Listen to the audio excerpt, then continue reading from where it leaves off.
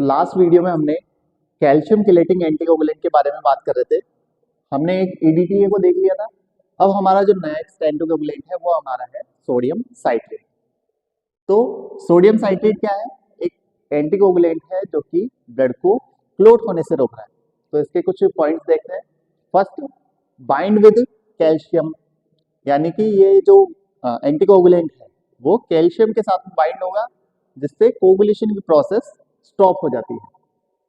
Next है कि stop convert prothrombin to thrombin, यानी ये कैल्शियम के साथ बाइंड हो जाता है, जिसके कारण प्रोथ्रोम्बिन थ्रोम्बिन में कन्वर्ट नहीं हो पाता है और कोगुलेशन की प्रोसेस कंप्लीट नहीं हो पाती, जिससे ब्लड क्लोट नहीं होता है। फिर हमने जो सोडियम साइट्रेट है उसके टाइप्स देखे हैं। तो सोडियम साइट्रेट दो टाइप का होता है, डाइसोडियम साइट्रेट और ट्राइसोडियम साइट्रेट। दोनों का कंसंट्रेशन डाइसोडियम साइट्रेट का 3.8 mg पर ml ब्लड होता है, जबकि ट्राइसोडियम साइट्रेट का 3.2 mg पर ml ब्लड। डाइसोडियम साइट्रेट की जो वाई है उसका जो टॉप है, टॉप का कलर हमारा ब्लैक कलर का होता है। और जो डाइसोडियम साइट्रेट है इसको हम ESR के अंदर यूज करते हैं। जब भी हम ESR करते हैं, ESR टेस्ट लगाया जाता है, तो उस टेस्ट के अंदर हम डाइसोडियम साइट्रेट एंटीकोगुलेंट का यूज करते हैं। वो भी हमारा आता है 3.8% डाइसोडियम साइट्रेट। ये हम करते हैं। ESR करने के दो मेथड है, एक तो वेस्टरग्रीन मेथड और एक विंट्रोब मेथड। तो जो वेस्टरग्रीन मेथड है उसके अंदर हम अगर एंटीकोगुलेंट लेंगे तो हमारा कौन सा होगा? वो डाइसोडियम साइट्रेट। ट्राइसोडियम साइट्रेट की बात करते हैं तो इसकी जो बाई है उसका जो कलर है वो हमारा स्काई ब्लू होता है। स्काई ब्लू और कलर, तीन नाम आ गए इसमें। और ट्राइसोडियम है, ट्राई मतलब तीन, तो इस तरह से चाहो तो ये याद रख सकते हो। और ट्राइसोडियम साइट्रेट एंटीकोगुलेंट का यूज हम करते हैं कोगुलेशन स्टडी, यानी जो कोगुलेशन स्टडी के लिए टेस्ट होते हैं, जैसे कि प्रोथ्रोम्बिन टाइम हुआ, थ्रोम्बिन टाइम हुआ, तो उन टेस्ट के अंदर हम अगर ब्लड का कलेक्शन करेंगे तो वो ट्राइसोडियम साइट्रेट एंटीकोगुलेंट के अंदर किया जाता है। अगला हमारा एंटीकोगुलेंट है ऑक्जेलेट। ऑक्जेलेट तीन टाइप से पाया जाता है, एक तो पोटेशियम ऑक्जेलेट, अमोनियम ऑक्जेलेट और डबल ऑक्जेलेट। दोनों का जो कंसंट्रेशन है वो 1.2 mg पर ml ब्लड होता है और इनकी जो वाई है उसका कलर ग्रे कलर का होता है। डबल ऑक्जेलेट और जो सोडियम फ्लोराइड है दोनों की वाइल का कलर आपका ग्रे कलर का पाया जाता है। तो जो ऑक्जेलेट है उसका यूज करते हैं हम HB, ESR, TLC और RBC। इनके जब टेस्ट करते हैं तो हम उस समय ऑक्जेलेट एंटीकोगुलेंट का यूज करते हैं। और लास्ट हमारा जो कैल्शियम चिलेटिंग एंटीकोगुलेंट में आता है वो है हमारा सोडियम फ्लोराइड। तो सोडियम फ्लोराइड एंटीकोगुलेंट का यूज किया जाता है मेनली जब हमें ग्लूकोज का एस्टिमेशन करना होता है। जब हमें ब्लड के अंदर ग्लूकोज चेक करनी होती है तब हम सोडियम फ्लोराइड का यूज करते हैं, क्योंकि जैसे हमने ब्लड के अंदर जैसे ही हमने ब्लड का सैंपल लिया है और उसमें अगर हमको ग्लूकोज चेक करना है, ग्लूकोज का लेवल लगातार डिक्रीज होता जाता है, क्योंकि जैसे ही ब्लड है, ब्लड के अंदर सेल्स है और सेल्स को एनर्जी चाहिए होती है। अब वो एनर्जी कब मिलेगी उनको? जब ग्लूकोज टूटेगा। एक प्रोसेस होती है ग्लाइकोलाइसिस। ग्लाइकोलाइसिस की प्रोसेस के द्वारा जो ग्लूकोज है वो टूटता है और हमें या जो सेल है उनको एनर्जी प्रोवाइड करता है। तो सोडियम फ्लोराइड क्या करेगा? जो ग्लाइकोलाइसिस है उसकी प्रोसेस को स्टॉप कर देता है, जिससे ग्लूकोज टूटता नहीं है और ग्लूकोज का जो लेवल है, जो हमने जब ब्लड को सेपरेट किया है बॉडी से, उस समय जो ग्लूकोज का लेवल है ब्लड के अंदर, वही ग्लूकोज का लेवल टेस्ट करते समय भी वही रहता है। तो हमारी जो वैल्यू है वो एक्यूरेट आती है। तो इसकी वाइल का कलर कौन सा हो गया? ग्रे। इसकी जो कंसंट्रेशन है वो 1 mg पर ml ब्लड होती है। साथ ही इसका यूज करते हैं हम GTT, यानी ग्लूकोज टॉलरेंट टेस्ट।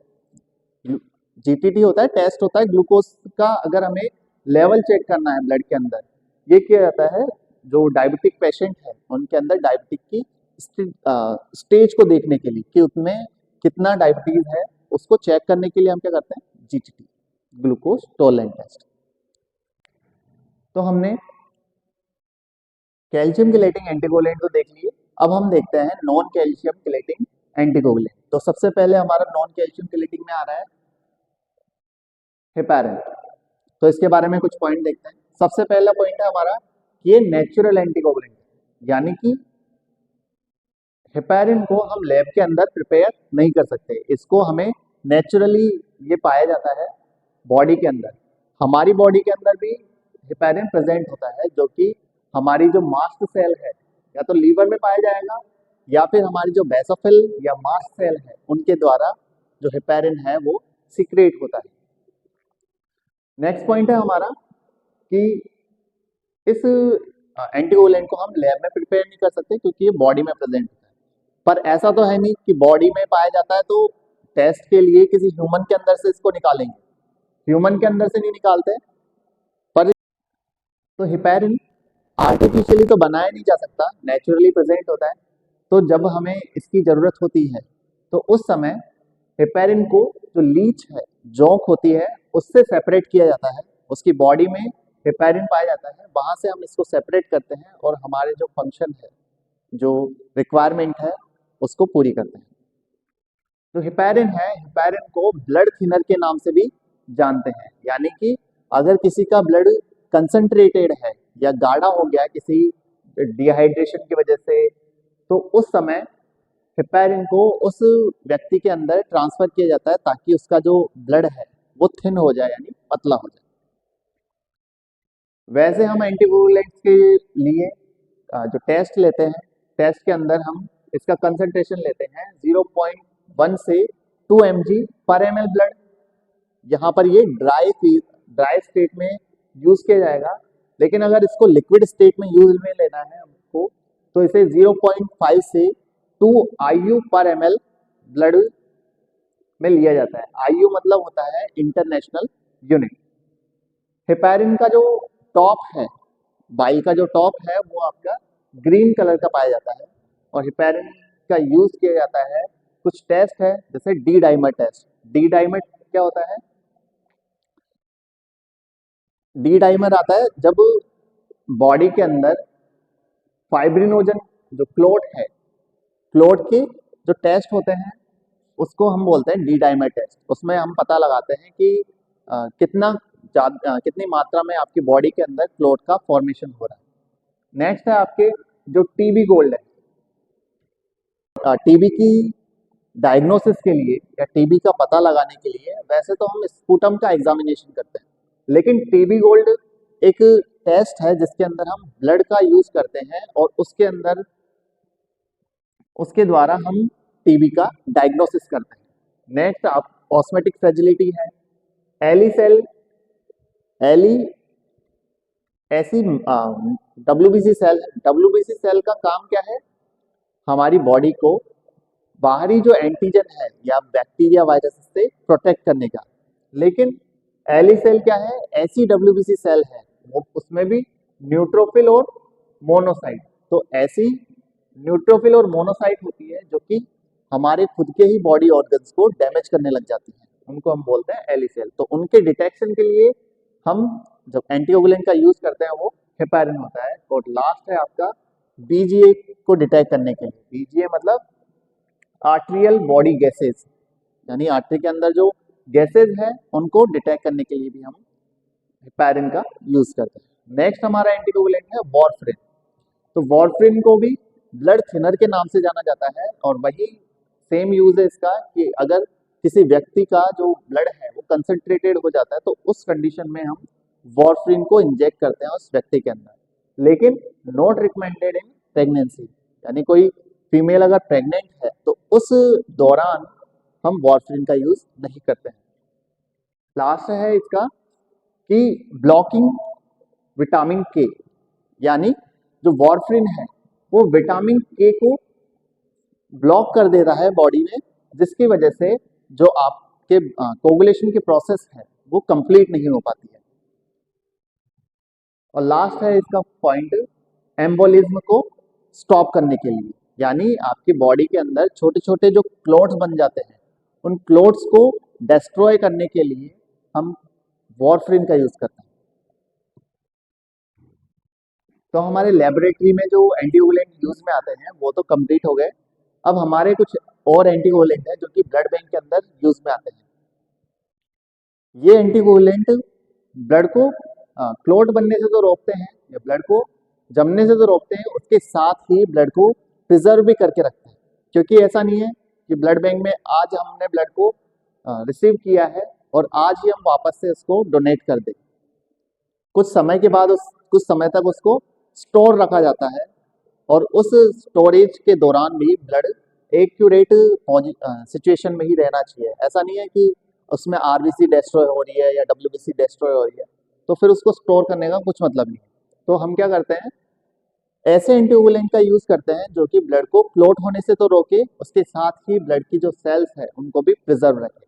तो उस कंडीशन में हम इन एंटीकोगुलेंट का यूज करते हैं। फर्स्ट हमारा देखते हैं हम एसिडी, एसिड साइट्रेट डेक्सट्रोज। तो यहाँ पर जो ये डेक्सट्रोज है, ये डेक्सट्रोज क्या करेगा, ब्लड को जो सेल्स है उनको एनर्जी प्रोवाइड कराता है ताकि जो सेल्स है वो लिविंग स्टेज में ही रहे, वो डिस्ट्रॉय ना हो। तो फर्स्ट हमारा पॉइंट है कि ब्लड स्टोरेज में, तो ब्लड को स्टोर करने के लिए भी हम क्या करते हैं, एसिडी का यूज करते हैं। ओनली ब्लड को क्लॉट होने से नहीं रोक रहा है, ब्लड को स्टोर भी कर रहा है लंबे समय। उसके बाद इसका जो टेम्परेचर है, स्टोरेज टेम्परेचर है, वो कितना है आपका 2 से 4 डिग्री सेल्सियस। एसिडी का हम जब यूज करेंगे तो वो ब्लड को 21 डेज तक प्रिजर्व कर देगा। ऐसे ही सेकंड हमारा जो एंटीकोगुलेंट है वो है सीपीडी, यानी साइट्रेट फास्फेट डेक्सट्रोज। तो वही ब्लड को स्टोर करेगा और ब्लड को क्लॉट होने से रोकेगा। ये सीपीडी भी क्या करेगा, ब्लड को 21 डेज तक प्रिजर्व करके रखता है। प्रेजेंट में हम सीपीडी की जगह सीपीडीए का यूज करते हैं जो कि पीएच को मोर एफिशिएंटली मेंटेन करके रखता है। बाकी जो एसिडी और सीपीडी है वो पीएच मेंटेन उतना अच्छे से नहीं कर पाते, उतना एक्यूरेट नहीं कर पाते, इसलिए हम प्रेजेंट में जो सीपीडीए है उसका यूज करते हैं। और इसके अंदर एक नया एलिमेंट है एडेनिन। इसके कारण जो ब्लड है, ब्लड का जो स्टोरेज टाइम है वो 21 से बढ़कर 35 डेज हो जाता है। तो सीपीडीए क्या करेगा, आपके ब्लड को 35 डेज तक स्टोर करके रखेगा। ये जितने भी एंटीकोगुलेंट है या जो सीपीडीए है या सीपीडी, इन सब एंटीकोगुलेंट को 100 ml ब्लड में 14 ml हम इन एंटीकोगुलेंट का यूज करते हैं। और लास्ट हमारा जो एंटीकोगुलेंट है वो है सीपीडीए प्लस सैगम। अगर हमें ब्लड स्टोर करते समय हमें ब्लड के कंपोनेंट्स भी बनाने हैं तो उस कंडीशन के अंदर हम सीपीडीए प्लस सैगम का यूज करते हैं। ये भी ब्लड को स्टोर करेगा और उसके साथ ही ये जो सैगम है, सैगम जो ब्लड है उसकी जो लाइफ है उसको और इंक्रीज कर देगा। और ये सीपीडीए प्लस सैगम के द्वारा जो हम ब्लड है उसको 42 डेज तक स्टोर करके प्रिजर्व रख सकते हैं।